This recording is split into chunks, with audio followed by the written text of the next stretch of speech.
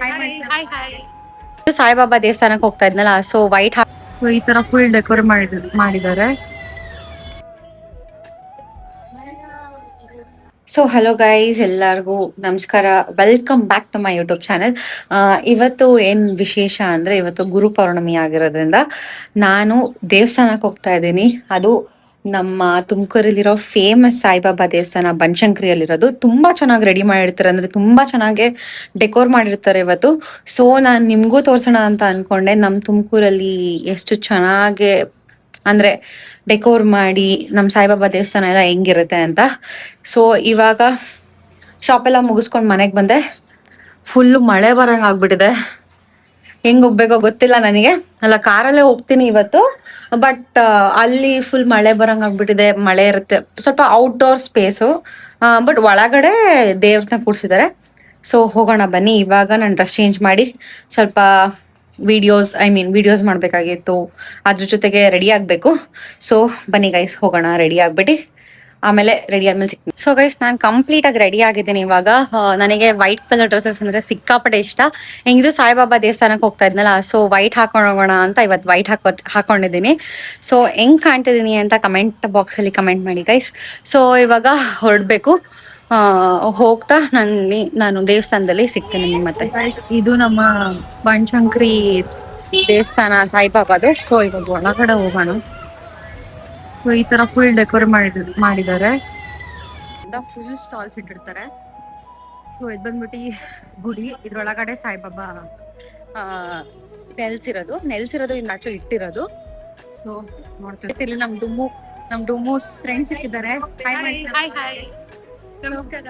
So ಇವರು ಗುರು ಪೌರ್ಣಮಿ ಇರೋದ್ರಿಂದ ಬಂದಿದ್ರು. ಸೊ ದರ್ಶನ ಎಲ್ಲ ಆಯ್ತು. ಆಯ್ತಾ? ಚೆನ್ನಾಗಿತ್ತಾ? Thank you. ಸೊ ಬನ್ನಿ ಒಳಗಡೆ. ಸೊ ಗೈಸ್, ಏನಂತ ಅಂದ್ರೆ ಇಲ್ಲಿ ಕಂಪ್ಲೀಟ್ ಆಗಿ ಪೇಂಟಿಂಗ್ಸ್ ಮಾಡಿದ್ದಾರೆ. ಸಾಯಿಬಾಬಾ ಯಾವಾಗ ಹುಟ್ಟಿದ್ದು, ಹೆಂಗ್ ಹುಟ್ಟಿದ್ದು ಅಂತ ಎಲ್ಲ ಕಂಪ್ಲೀಟ್ ಆಗಿ ಪೇಂಟಿಂಗ್ಸ್ ಮಾಡಿದ್ದಾರೆ. ಸೊ ಜನರೆಲ್ಲ ಇಲ್ಲಿ ಕೂತಿರ್ತಾರೆ ನೋಡಿ. ಸೊ ಅಲ್ಲಿ ಹತ್ರ ಹೋಗಿ ನಿಮ್ಗೆ ತೋರಿಸ್ತೀನಿ ಎಷ್ಟು ಚೆನ್ನಾಗಿ ಅಲಂಕಾರ ಮಾಡಿದ್ದಾರೆ ಇವತ್ತು ಅಂತ. ಸೊ ಬಂದ್ಬಿಟ್ಟು ಅಲ್ಲಿ ದೇವ್ರು ಇಟ್ಟಿದ್ದಾರೆ, ದೇವ್ರು ಇರುವಂತ ಜಾಗ. ಸೊ ಅಲ್ಲಿ ಹೋಗಿ ಒಂದು 2 ಪ್ರದರ್ಶನ ಹಾಕಿ ಅಲ್ಲಿಂದ ನೆಕ್ಸ್ಟ್ ಆ ಕಡೆ ಪ್ರಸಾದ ಕೊಟ್ಟಿದ್ದಾರೆ, ಅಲ್ಲಿಗೆ ಹೋಗೋಣ. ಸೊ ಬನ್ನಿ ಗೈಸ್.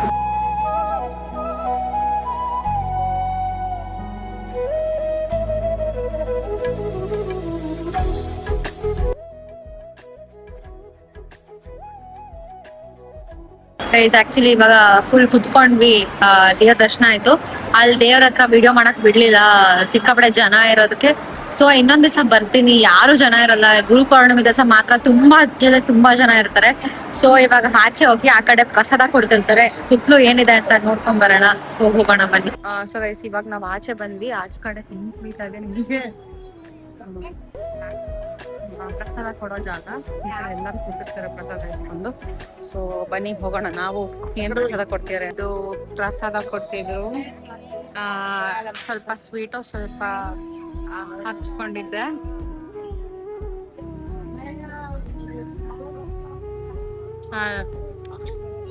ಈ ತರ ಫುಲ್ ಕಂಪ್ಲೀಟ್ ಆಗಿ ಎಲ್ಲ ಜಾತ್ರೆಯಲ್ಲಿ ಏನೇನ್ ಇಟ್ಟಿರ್ತಾರೆ ಎಲ್ಲ ಇಟ್ಟಿರ್ತಾರೆ.